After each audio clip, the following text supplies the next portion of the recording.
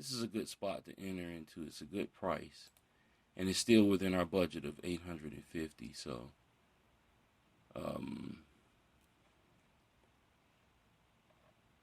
I am all right. So now I pick see 90 and then 85. That's $40 per option. All right. Let's see.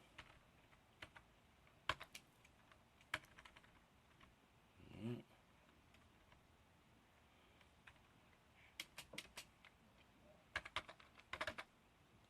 $40. And then I will probably gonna have to go with 80, which is really close to the liquidation point. But I'm gonna go for it anyway. And that's only $5, so I'll go with 80. Alright. Really don't have to wait for a lower price, you know. Usually when I choose a price point that's a really high, you know, that has a high dollar entry, I usually I usually want to wait it out until it gets down to these two price points right here. This is what I'm waiting for. So a lot of times you can start at, you can even just, you don't want to call a broker and, enter a price like 7,100 and say, oh yeah, I'll buy it at 7,100. What you want to do, just paper trade and record this price, on your little notepad, and then wait for that price to come down to about right here. And, just wait it out, and then this price eventually will get down, this low. And then you can purchase that option and be in an advantageous position when the commodity swings back up to your point, to your strike point, your strike price later on. So this one, I'm just going to wait it out. But these two, I would definitely purchase. And since I have a budget of $850, I'll go ahead and get 10 options at 85, which would give me, you know what, I'll say 10 options. I'll get 10. And then the $5 option, I would get,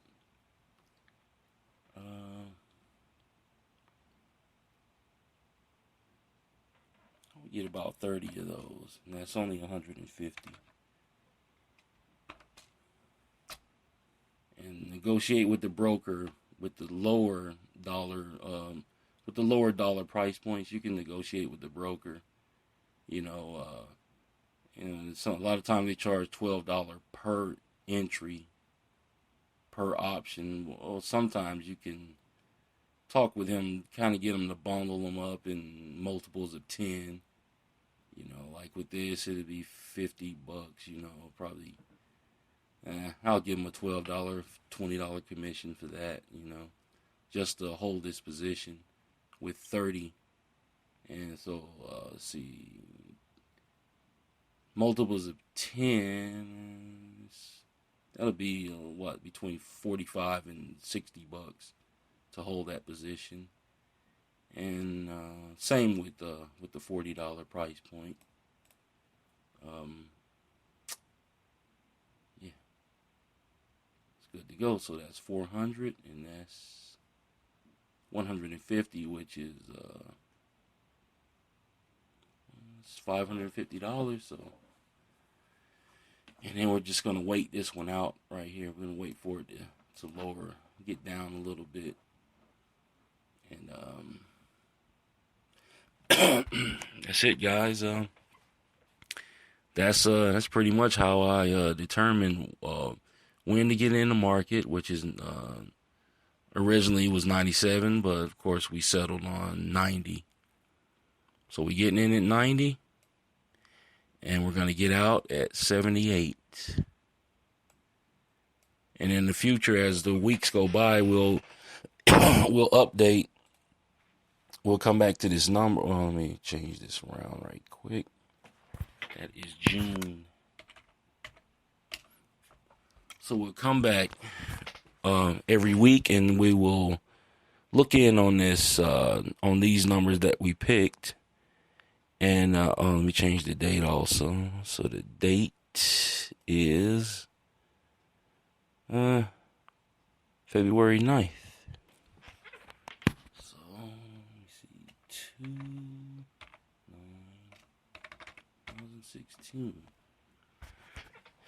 So usually what I try to do is record the date that I submitted, my price, get the ID number, the date that the contract comes due, and the description. And remember, guys, get a high number, get a low number, and a high number and a low number. And usually the low number is your liquidation point, which is basically the point you want to get out. And make sure you put down whether it's put or call, so you'll know. This kind of identifies or lets you know which direction you're going, whether it's going up or down, so that you know when to get out of the market. And if you make this a habit and put it in practice, when you actually start trading with real money, you will have complete confidence to get in and out of the market and, start making some real money at this. Okay, guys, I'll catch you in the next video. And let's see, I'll catch you next week. We're going to update this and see where our numbers lie. And in the meantime, I'm going to update the rest of my option positions right here.